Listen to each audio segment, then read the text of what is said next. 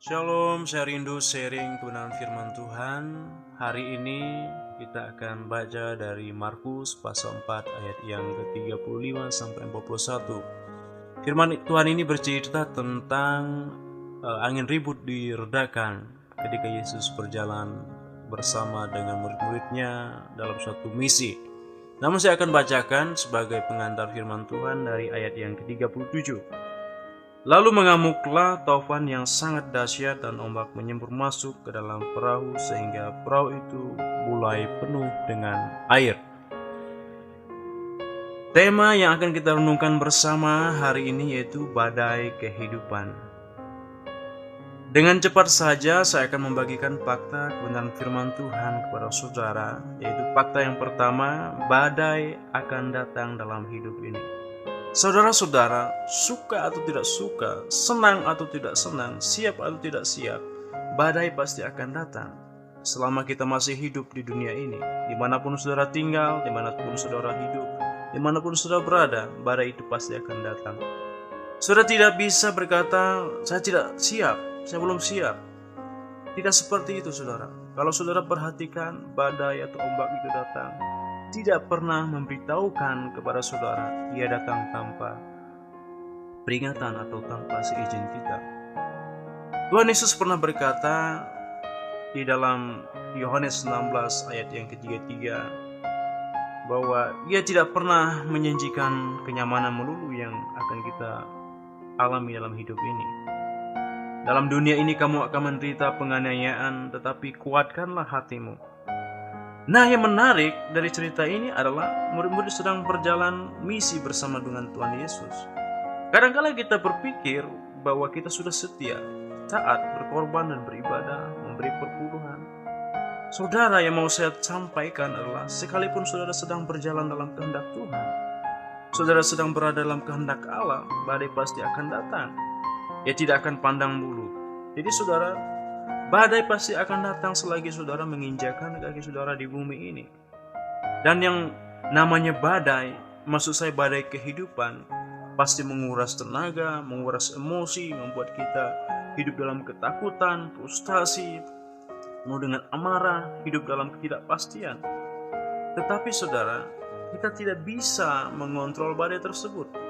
Kapan ia datang, kita tidak bisa menghentikan badai kehidupan tersebut.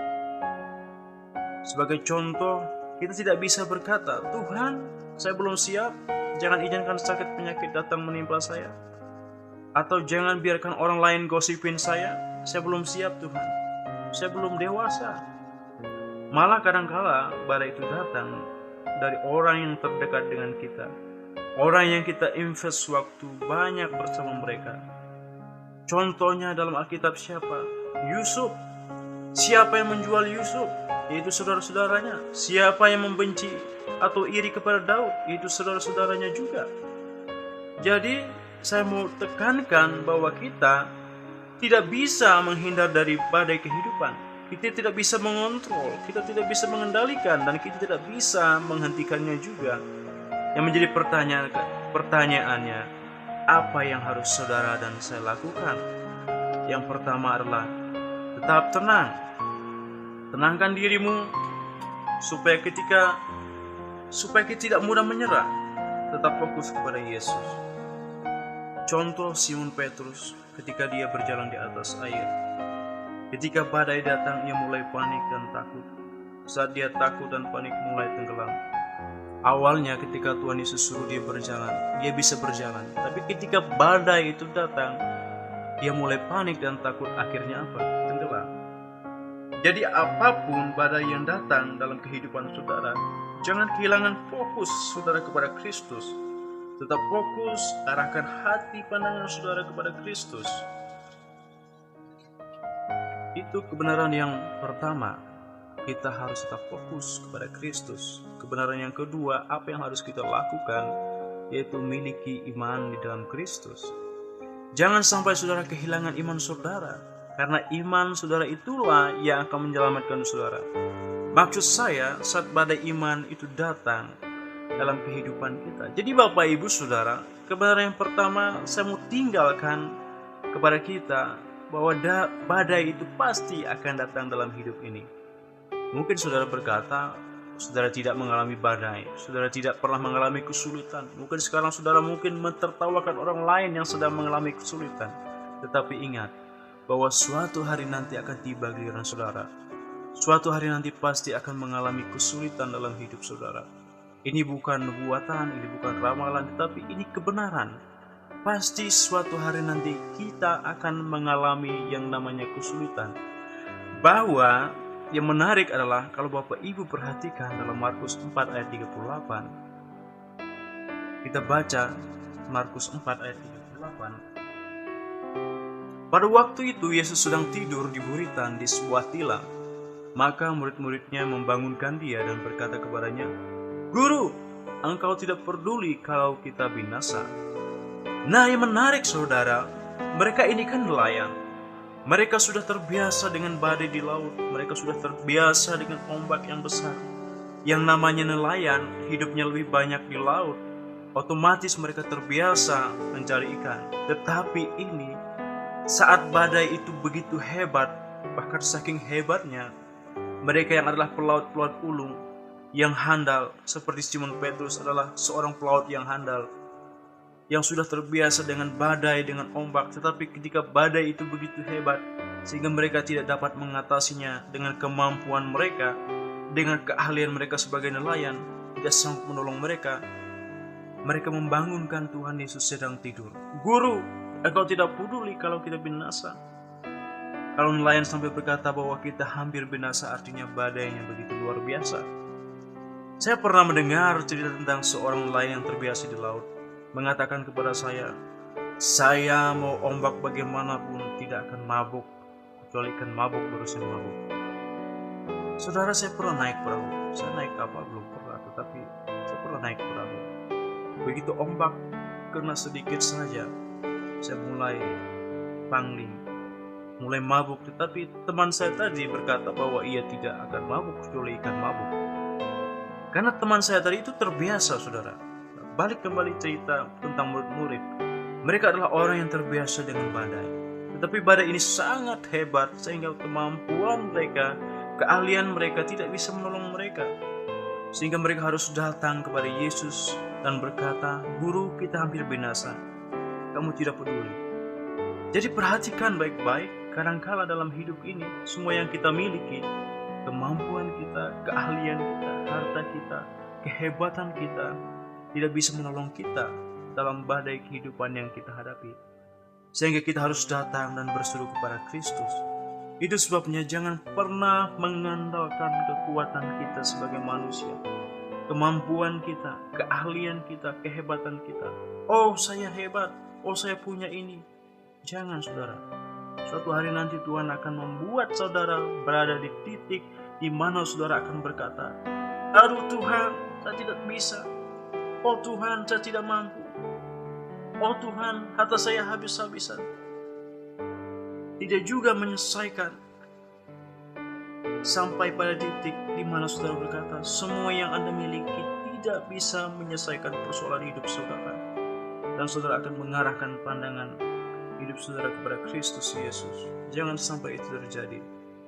Arahkan pandangan saudara kepada Kristus dan miliki iman kepada-Nya. Dan menarik saudara bahwa Alkitab mencatat Yesus sedang tidur di buritan. Dan kalau saudara baca kisah yang lain, waktu Yesus ajak mereka berdoa, apa yang mereka lakukan? Mereka tidur. Sekarang giliran Yesus tidur.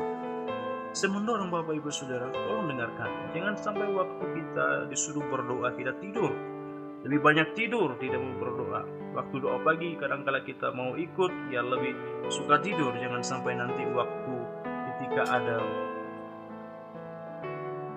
badai datang, Yesus tidur. Kok dia nggak peduli? Karena pada waktu jam-jam doa harusnya kita berdoa, kita malah tidur. Kita tidak ikut berdoa. Saudara, kebenaran yang pertama adalah badai pasti akan datang. Kebenaran yang kedua adalah mau sehebat apapun badainya, kebenaran dan fakta mengenai badai kehidupan yang kedua yang harus saudara dan saya ketahui, badai pasti akan berlalu. Mau hebat bagaimanapun juga badai kesulitan dalam hidup ini, badai pasti akan berlalu. Tidak akan ada badai yang berlangsung selamanya. Tidak akan ada hujan yang selama 365 hari. Pasti ada hujan kemudian panas lagi. Hujan berhenti kemudian panas lagi. Kan begitu. Badai datang mungkin 1 atau 2, 3 hari. Hilang lagi.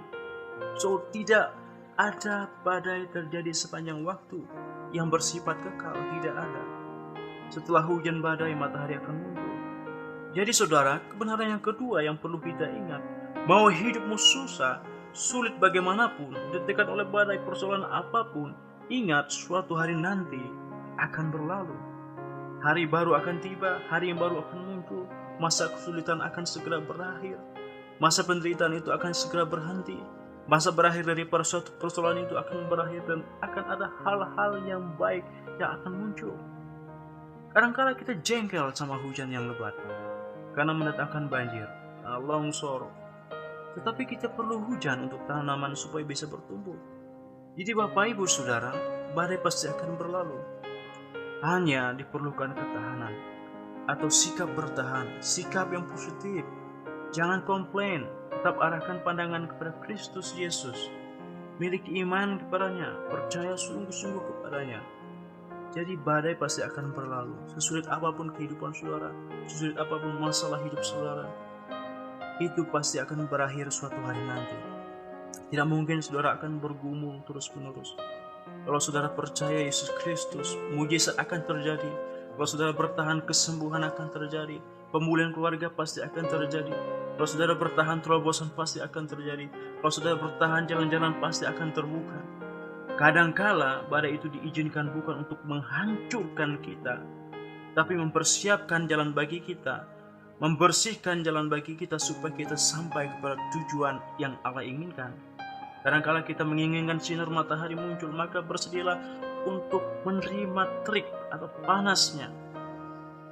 Bersedialah untuk melewati badai kehidupan. Jadi ingat baik-baik, badai akan datang, tetapi kebenaran yang kedua, badai pasti akan berlalu. Tidak mungkin itu terjadi seterusnya. Yang perlu kita lakukan yang pertama adalah bertahan, tetap setia, fokus kepada Kristus, miliki iman kepada Kristus Yesus. Tiba waktu semuanya, masalah akan disingkirkan, hal-hal ajaib akan terjadi, mujizat akan terjadi, terobosan akan terjadi. Pasti akan ada waktunya, sebab Tuhan akan membuat segala sesuatu indah pada waktunya. Bukan pada waktunya kita, tapi waktunya Tuhan. Pengkhotbah mengatakan segala sesuatu ada waktunya, ada musimnya. Tidak mungkin musim itu terus musimnya. Contoh, musim durian terus musim durian. Tidak ada musim rambutan. Tidak mungkin, tidak ada.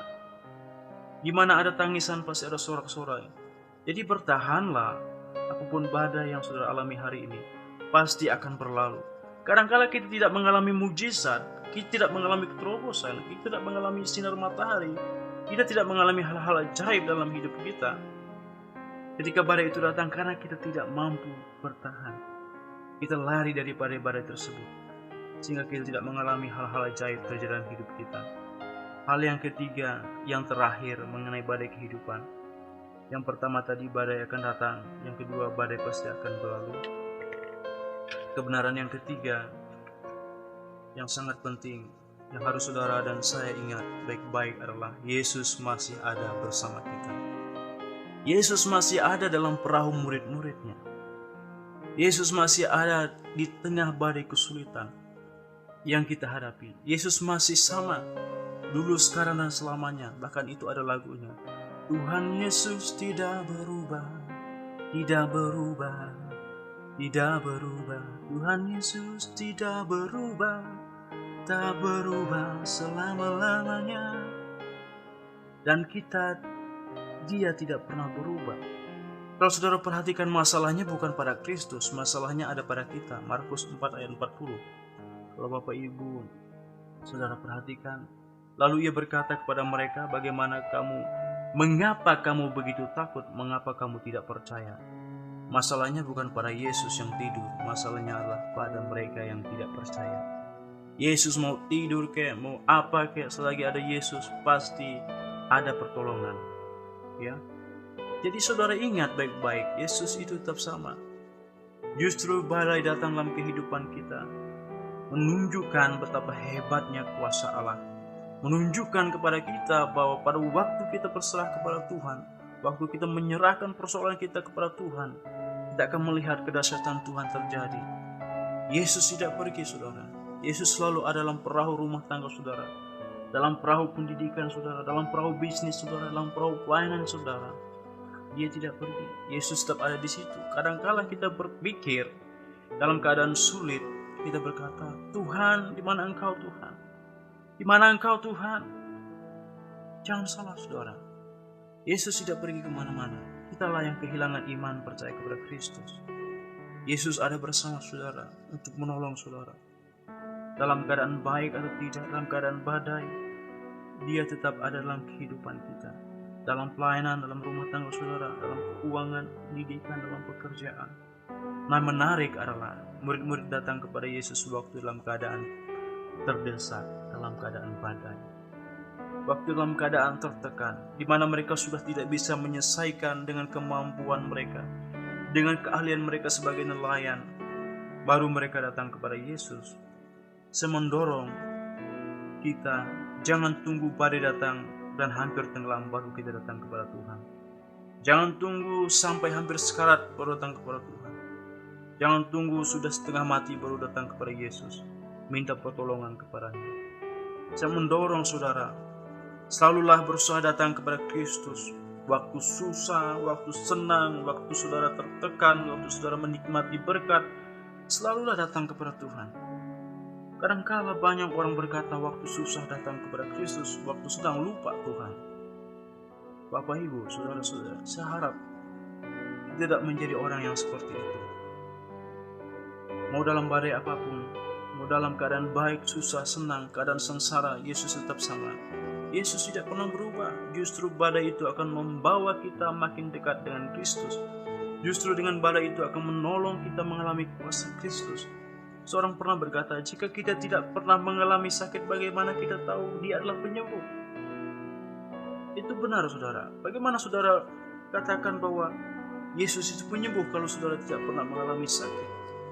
Sementara kita menganut kepercayaan bahwa Yesus adalah penyembuh, Yesus adalah pengudus, Yesus adalah penyelamat. Itu sebabnya saya mendorong saudara pagi hari ini atau hari ini, waktu terbaik kita kumandangkan kekuatan kita, yaitu sebelum badai itu datang. Jangan tunggu badai itu datang baru kita dekat kepada Tuhan.